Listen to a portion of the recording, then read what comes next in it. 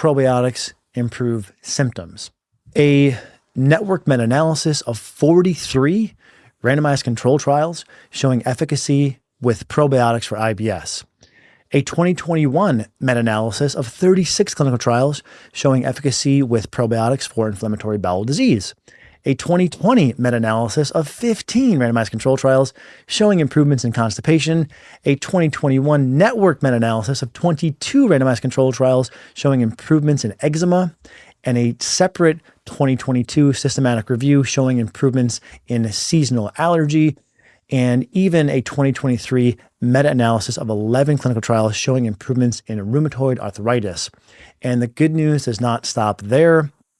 A 2023 umbrella meta-analysis of 87 randomized control trials showing improvements with a large effect size for depression, and even cognition, a 2023 systematic review of 10 clinical trials showing for those with mild cognitive impairment, Alzheimer's disease, or even in those who are healthy, an improvement in cognition from using probiotics. The good news here is we have a wealth of high quality research showing benefits for probiotics.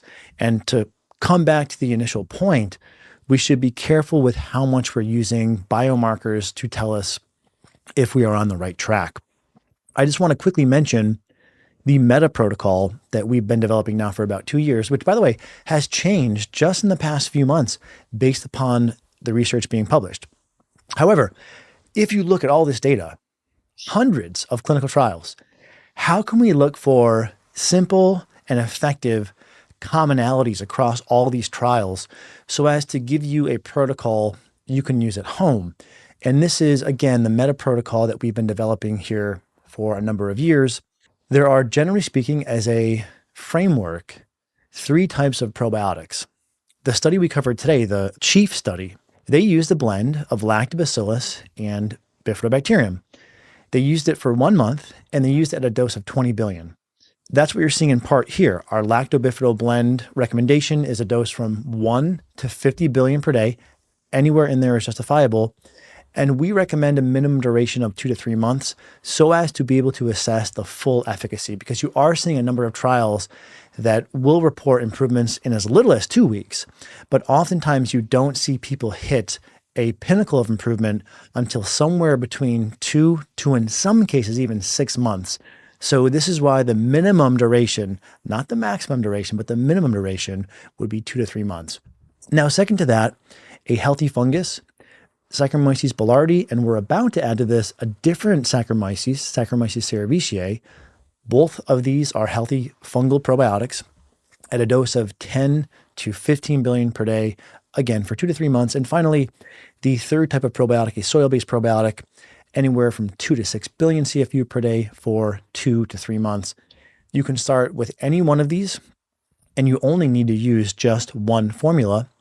Our posit is if you combine all 3, this may give you better efficacy than just one probiotic alone. But as I've said many times in the past, this is our speculation. This has not yet been robustly demonstrated. So in conclusion, in those with symptoms, remember there's a 36 to 88% likelihood that your symptoms may have leaky gut as a component of what's driving them. Some evidence is showing improvements in leaky gut with probiotics. A lot of evidence is showing improvements in symptoms with probiotics. And my opinion is the most accurate way to assess if any gut intervention, including probiotics, is working for you is to monitor your symptoms. And if you are going to use a probiotic, take it one step at a time, listen to your body, and the meta protocol gives you a simple starting point to do so. Okay, well, again, I hope you will comment, share this, and subscribe, and you'll try a probiotic. And again, let us know in the comments how it goes for you.